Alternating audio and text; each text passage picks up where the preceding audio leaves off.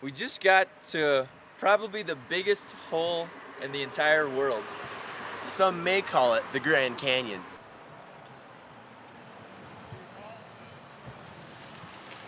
Does this mean that the animals actually attack humans and maybe you just say, no, no, get away from me, and they'll leave? Deer can kick and bite, causing broken bones and other severe injuries. Is that what happened to you when you were growing up, Chris?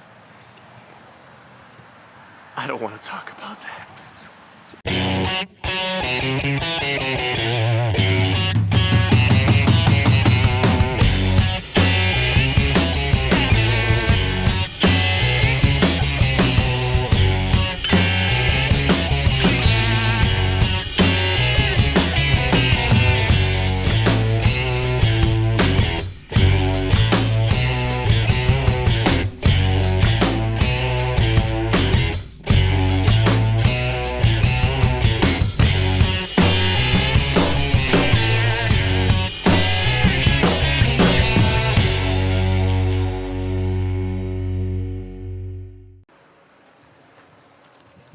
It'd be so fun to climb this stuff. We're gonna try to roll this rock. It just looked like it needed to be moved. Chris, Yeah. we're gonna roll it, man. How to climb it?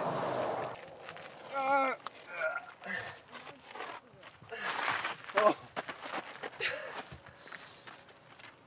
Maybe if you blow on it. Snake, snake! Just kidding. Get up there, Steve. Okay. I just don't know how I'm gonna get down. Should I just think about that later, maybe? Yeah, okay. Red Bear shoes would be easier. It's kind of hard in flip-flops. How did you get up there? Ever heard of teleportation?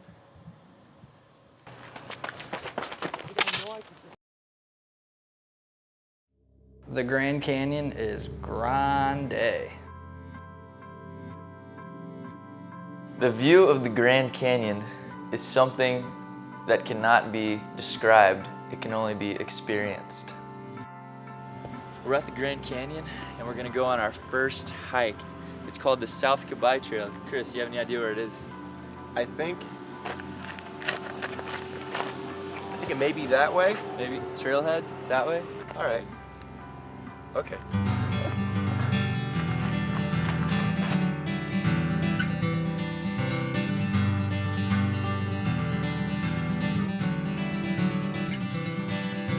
My eyes are so blue, I feel like I could look right through and see the stars and the moon. It's so captivating. You can never get bored of it. Like, cause each step you take or each switchback you take, it's like you get a different view, with different shadows, with different scenery. Knit me together, you should have been scared when you breathe into me. I have a feeling you knew what I'd say and what I'd do, what your love said do it. We're in the Grand Canyon. We're actually in it. Love, love, love. If there's one person that I'm nervous about climbing things, it's Steve. He happens to trip a lot just on the regular ground. And in the Grand Canyon, he climbed very high. Sometimes when I'm walking, I do trip up. When I'm climbing, I don't trip as much. Maybe just because I feel it's a little more important not to fall off the edge of the Grand Canyon. I said, where's that foothold? As we hiked through the Grand Canyon, little animals started popping up here and there. And the squirrel started to entice Chris to come to the edge of the cliff. That's Mr. Squirrel, my friend. Are you gonna keep hiking? Hey. No. Hey, Mr. Squirrel. Okay. That's the squirrel language. Come here. Much like us, he enjoys his trail mix.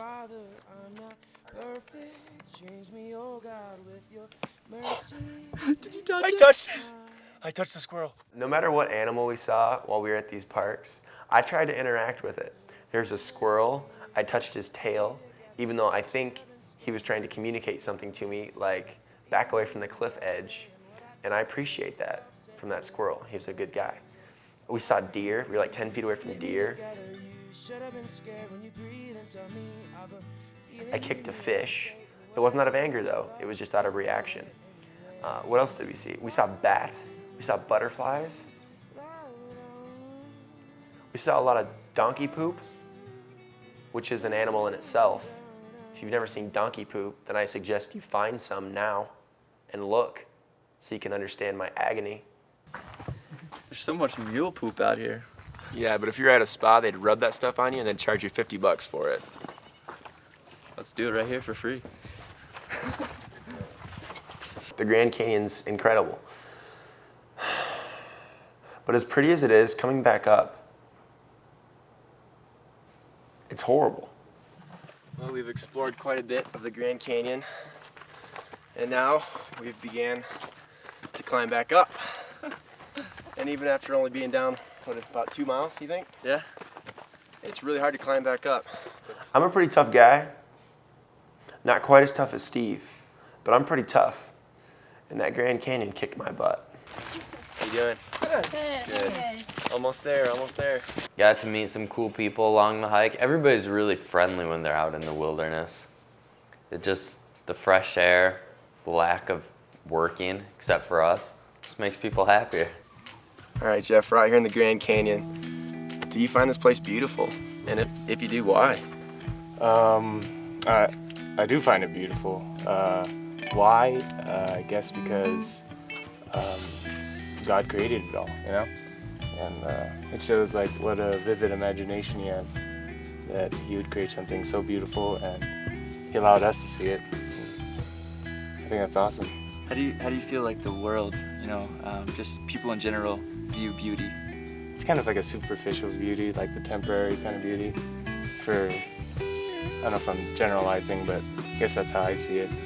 So that we're into this whole like temporary pleasure and like contemporary like just joy, and like true beauty is right here, what God did. And that's real beauty.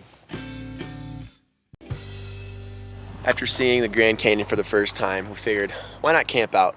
So we're here at, Kyle, what's this campsite called? Pine Loop? Mather Campground. I was way off. Mather Campground. This is our campsite. We have an RV site because they ran out of tent sites, and so we have our own little driveway. This is our driveway. And along with our own driveway, we're gonna set up our tent. So most people camp out, they use blow-up mattresses so they can have some nice cushiony, happiness to sleep on. We don't have that. We just sleep straight on the hard rocks. We do. And we regret it. Sleeping on the ground feels pretty good. Actually, after a while you don't feel it at all because your body goes numb. What's that? There's a trunk right here. Yeah, there's a trunk. One of the cool parts about camping is teamwork. Unfortunately, we don't have it. Aaron, I bet carrying that camera around all the time and doing all the camera work really sucks. And like, I'm being serious, like I'm sure it probably stinks to carry that around all the time. But right now, like when you don't have to like set up tents and stuff, I bet it's pretty sweet, huh? Yeah, a little bit. If there's one thing that Chris and I can do, that's set up a tent. We're pretty good.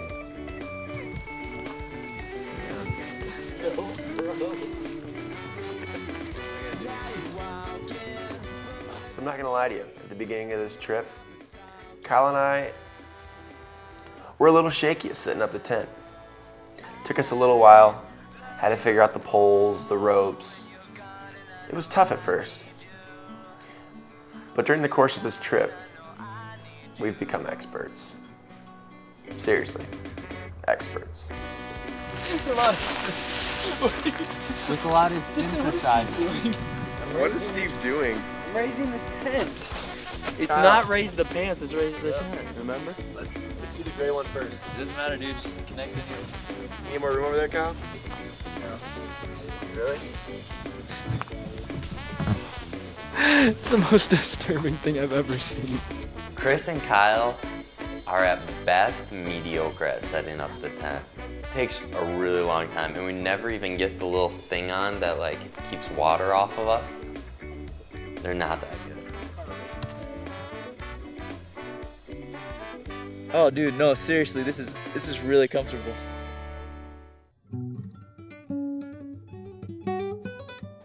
So normally we eat something pretty basic, peanut butter and jelly, like a candy bar, a banana.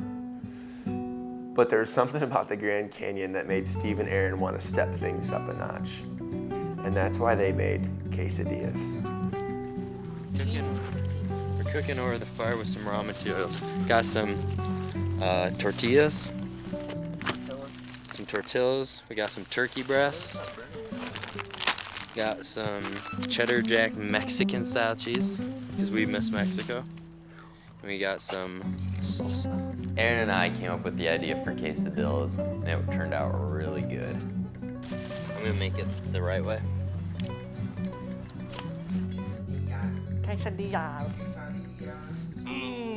My style varies a little bit different from Aaron's. Instead of folding one half, I put two.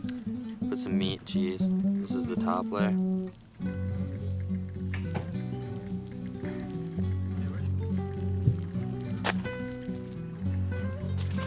Ow! I just burned my finger on the tin foil. Did you really? Ah, yep. Look at it, cinched the hair. Yeah, it did. I need some more ointment.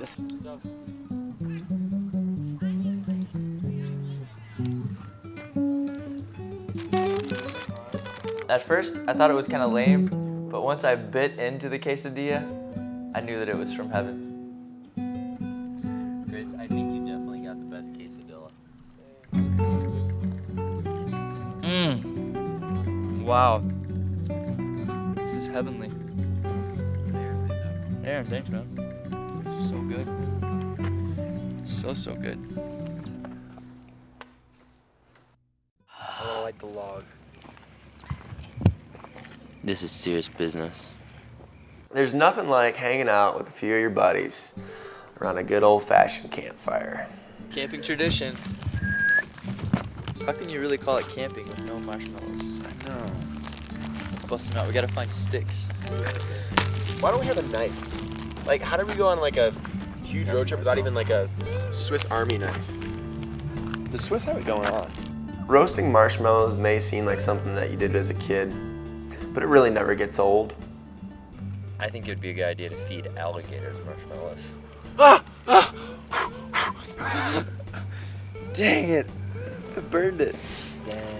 If you've never roasted marshmallows before, the key is to get them golden brown. Look at that bug.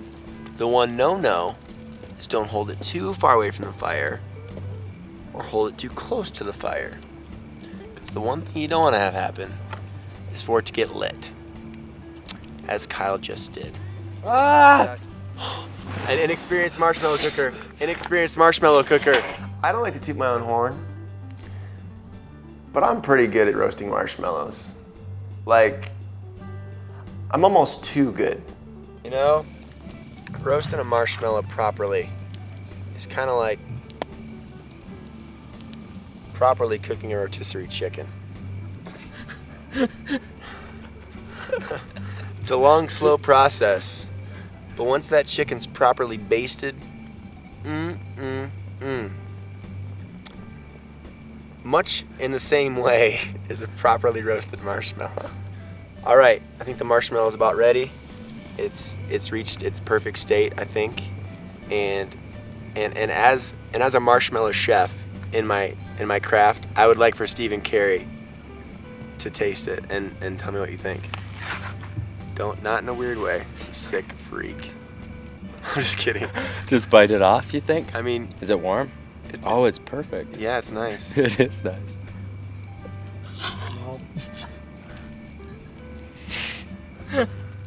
He looks like he has like a white goatee. That's really good. It's perfect. It's going to perfection. Some nights I just don't really sleep, and I was up filming Kyle snoring for a while. Not cool, man. Not cool.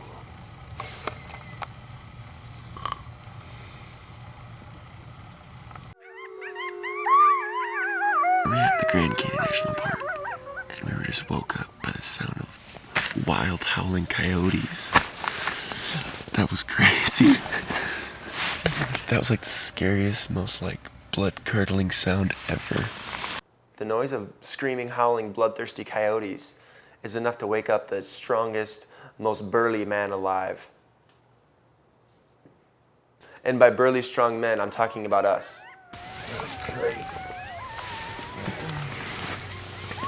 I'm not an animal expert, but I think when coyotes go into howl mode, it's when they're taking down a huge bull elk.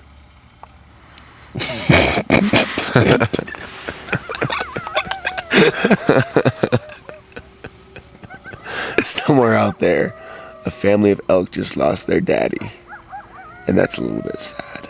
I bet you Kyle's snoring probably like alarmed the coyotes and put them into like howl mode. I think the coyotes got all riled up because of Kyle's snoring. Because he's like the alpha male. Or he released pheromones or some kind of scent. Kyle went into, he was in alpha male howl mode, and the coyotes didn't like that. They didn't like that at all.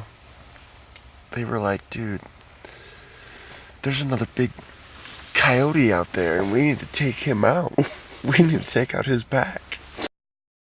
So I woke up, and not only did the noise of screaming, howling coyotes wake me up, but Steven's in the tent all by himself, like filming. He's like, Kyle's snoring so loud right now. And I'm like, Steve, how long have you been up? And he's like, dude, I've been up for 2 hours filming Kyle snoring. I don't know which one was funnier, the snoring or the fact that Steve was up for 2 hours by himself.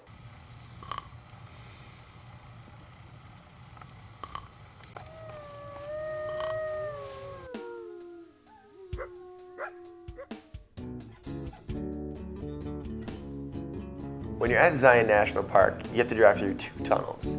And I didn't know this, but Kyle let us know that as you drive through a tunnel, you have to honk your horn. Oh man. Dude. Tunnels make me a little bit nervous. I'm gonna honk the horn. I still don't know why, but you just have to.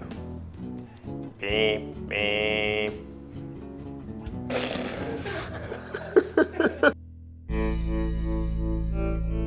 Just as we're talking about Jesus, man, for some reason this just hit me really hard about how we get to share in his death. Not only that, but to share in his life. And I'm so just thankful that he came up with this picture of partaking in his body and his blood. I'm so thankful right now. I can never thank you enough. Just for what you mean to all of us, for giving us new life, for giving us hope, for revealing truth to us. Even in this simple moment, I know it's a holy moment because we get to remember you, we get to talk to you. We know you're listening, you're hanging out with us, and you're speaking words to our spirit right now. Just thanks for community, thanks for friends. Thanks for laughter, that we get to share in each other's laughter. We get to cry with each other, to share in each other's pain. Thanks that you know what that feels like. I thank you that your cross is so offensive and that it's ugly and it's brutal and it's bloody. And many times we don't want to think about it and we like to make our walk with you seem clean. God, I pray we'd be willing to shoulder our own cross, to take wounds for you. As we try to die daily, even though I always do what I hate and the things I want to do, I don't do all the time. But above all, just thank you for grace. Thank you that I don't have to earn your merit, that we don't have to earn your favor, that even in our immaturity and our growth, you still love us where we're at. Oh man, just worship you, God.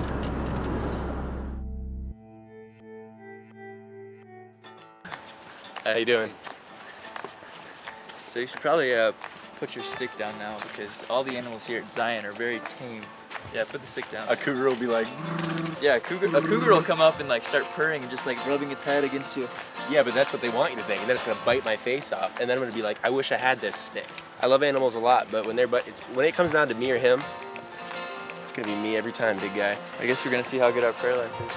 I like being in cities and I like being around people, but it's so good just to get away from the lights, to get away from the sounds of traffic, and to soak in the sounds of nature.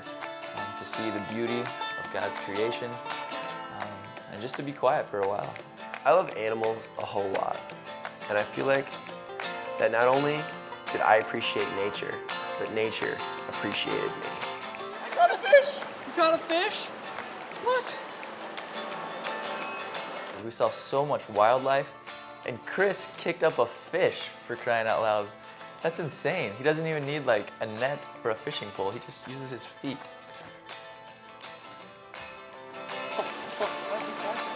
I don't know, it swam into my foot and I kicked it out.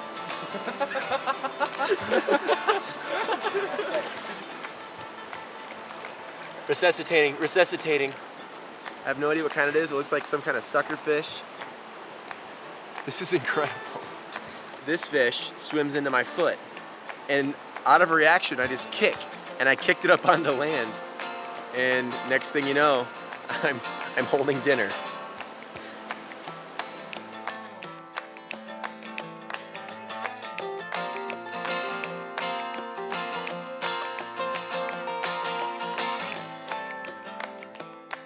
Like, Kyle does a lot of crazy stuff. And while we're at the Narrows, he decides to climb up the rock face. That's his call for help. If I die, you can say that I had a good sense of humor while I was doing it, right? Don't die. I could finally be a host. I was seriously freaked out by how high I was and how there was only like 1 foot of water to catch me if I fell. Well, it's not the smartest thing I've ever done. It's pretty fun though. Really good view. Kyle's an idiot.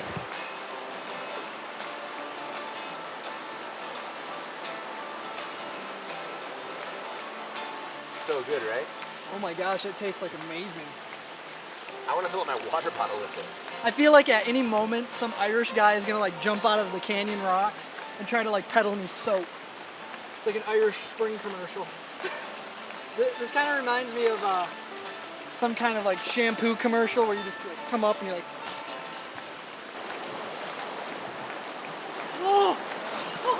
So at one point during the hike in the river, we're walking like over these slippery rocks with water, and Kyle, he's a pretty dexterous. What, dexterous?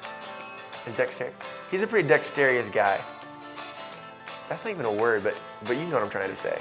He started to fall, and he's falling back like this, and I reached out my hand, and I grabbed him. So I felt like that moment when I caught Kyle was kind of like when Peter was sinking into the water, and Jesus reached out and grabbed his hand, and he said, "Oh, ye of little faith."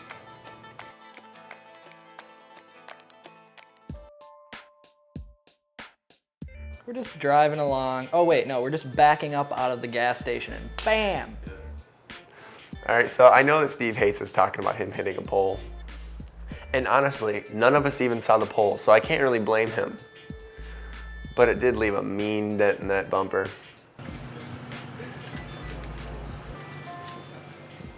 We hit a pole, but we're gonna go eat food, so it's all good. Stuff happened. No one saw it.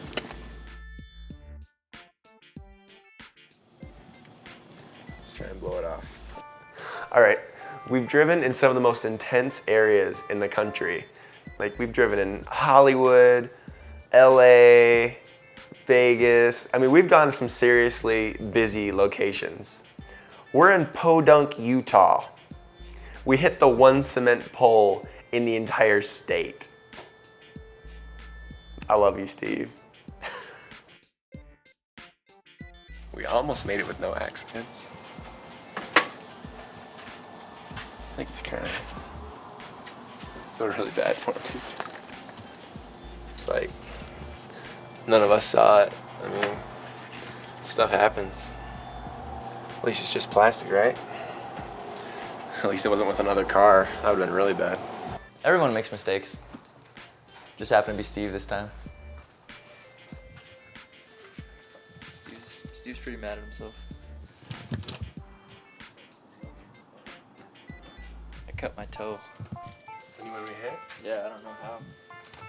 Yeah, like we hit so hard. The middle of Utah. I don't know, man.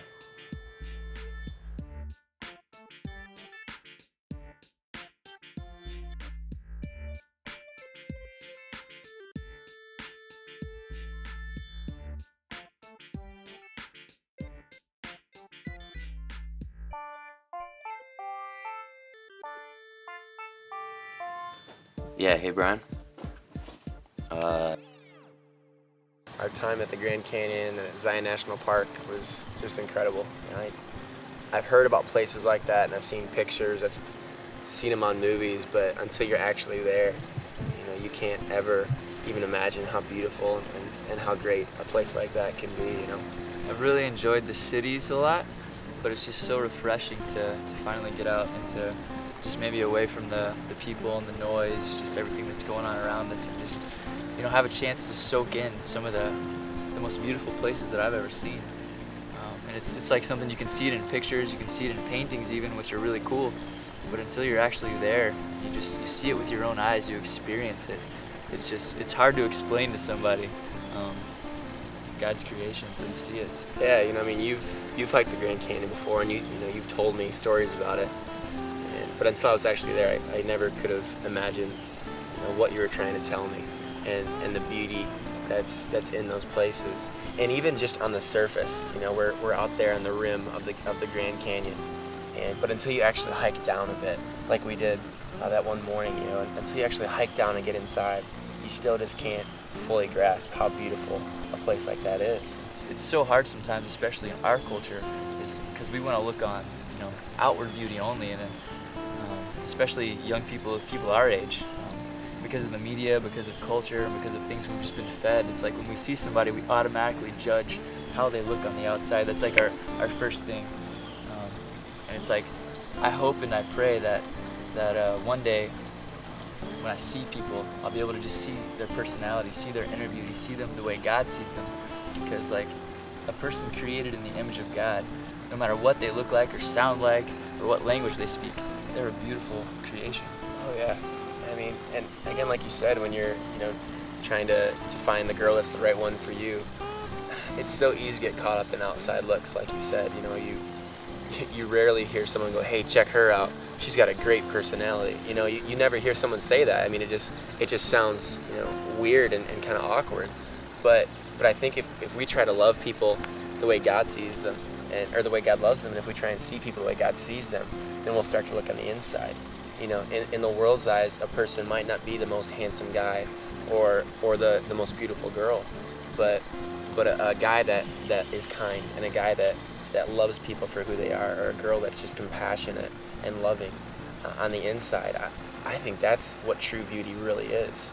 And like you said, until we start looking at people in that way, I don't think we'll ever truly understand beauty the way God has intended it to be.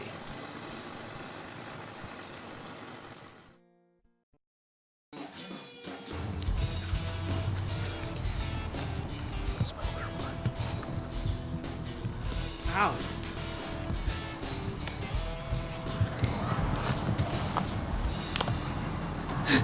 You hit in one cheek, Christ had to turn the other.